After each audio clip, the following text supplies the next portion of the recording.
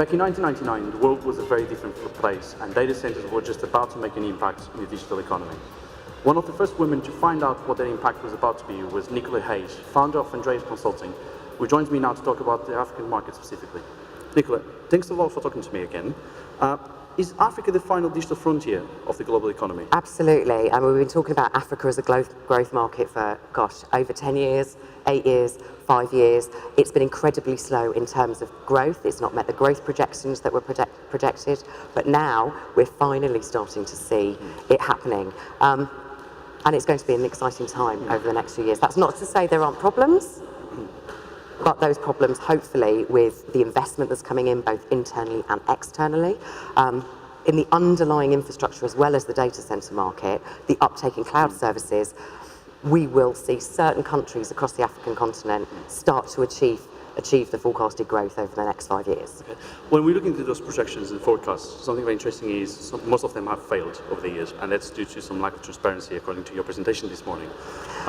What do players, so digital players, what data center players and governments need to do to ensure that transparency is actually something that rules in Africa? It's really difficult getting hold of real, proper figures. So we don't know where we're going to be in the future if we don't know where we actually are now. And trying to get to grips with the data that's actually there, what has been built, what is being built, how much power availability, and particularly occupancy rates.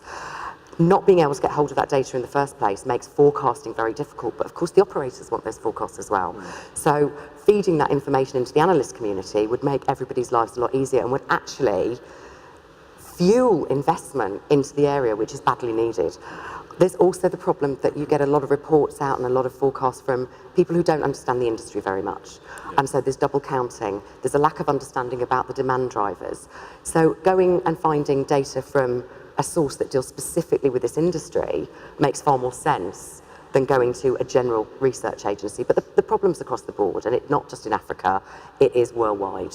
Okay, but that doesn't seem to have stopped the hyperscalers to wanting to come into Africa. So we've had AWS, Microsoft, although, again, based on your presentation, there's been some concerns, especially with the current situation in South Africa. It is, and once hyperscales come into a market, we've seen this in Asia Pacific, we've seen it across the world. Yeah. It snowballs. People suddenly, well, if Microsoft or Amazon or Google trust that environment, they must have done their due diligence, so therefore it's a safe place to go. And we are seeing Microsoft building out. AWS are not planning on building their own. They are taking a less risk-averse approach, which is great for the providers in those countries because they will be taking space. And where the hyperscales go, others follow. So it's a snowball effect, and that again will drive growth over the next 5 years. But there are problems. You know, we can't get past the fact that the political situation in quite a few African countries leads to risk aversion, not just amongst the providers or the operators, but also amongst the investment community who are putting funds in. And we are seeing that growth is happening more in those economies that seem to be politically stable at the moment. And I think, you know, looking forward, this underpins economic growth. It's not just about data, it's not just about data centers, and it's not just about infrastructure. It's about the growth of the economies of the countries as a whole.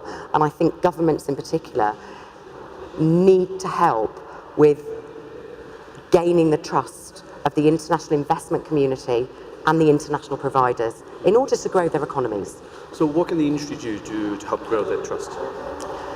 The industry needs to be strong. The formation of the Africa Data Center Association, obviously a really good step forward. You know, once you have a cohesive approach, and we're always better if you're en masse trying to make change than if you're an individual person or an organisation. So that's a good start. The industry itself just needs to push forward. It needs to start getting things there, and it needs to start building. It needs to really concentrate on focusing on gaining the trust of clients and customers. By pushing forward, you mean putting the foot down and be like, look, this needs to happen. We need to change it needs to now. happen. We need the infrastructure there. We need to have so we can become trust. More aggressive. Yes. With governments. Yeah. Okay. And then looking into the investment side, about 1% of the global revenues from data centers comes from Africa. 1% is 1%. It's hardly even there. Yeah. So what sort of investment trends do you see, and how is this going to change? What's the time frame here? It's, again, it comes down to what you just said, or everything you said, but how is this going to change? Because 1% is nothing. Really. It's nothing. But thankfully, over the last 2 years, the interest of investors in looking at investing in facilities and investing in infrastructure has been massively on the rise. Just from the due diligence work that I've done, It might be that only 2 out of 10 of those projects get off the ground and the investment's put in. But the fact that 10 companies want the due diligence done shows that people have money there that they've been told to invest in Africa. And that is going to continue. Okay. Another important part, and this comes down to your background as well, which is marketing. And around building trust. It comes all down to marketing. Absolutely. What's happening in this industry? People don't seem to get marketing. People are dumb about marketing. What's happening? This is your field now. It's been engineering-led, and having been in this industry for nearly 20 years, it's been an industry led by engineers and sales.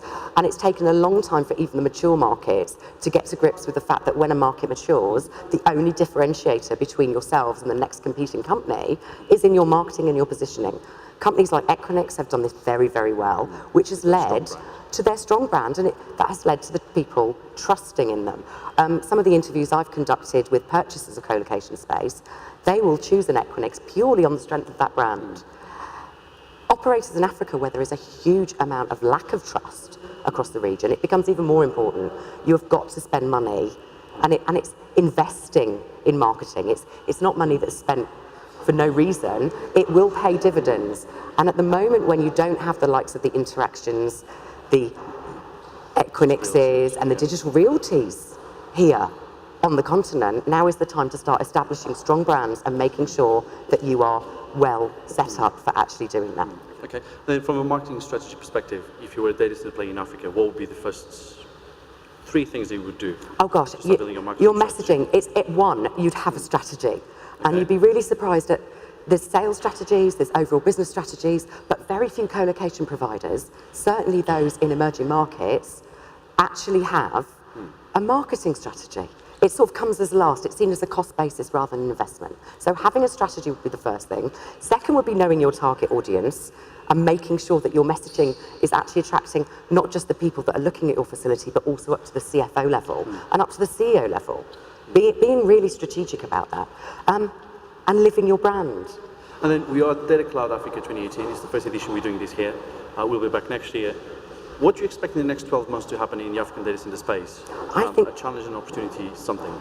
I think the next 12 months are going to be really interesting. One, South Africa is without doubt the biggest market and the closest to a mature market in the continent. With everything that's going on in South Africa at the moment, I think one of the biggest changes is that companies who are currently looking at South Africa are going to start looking at other countries, particularly the likes of Kenya and Ghana, as their footprint into the rest of Africa. I think the amount of growth in terms of build that is projected to happen over the next 12 months is the largest we've seen, ever.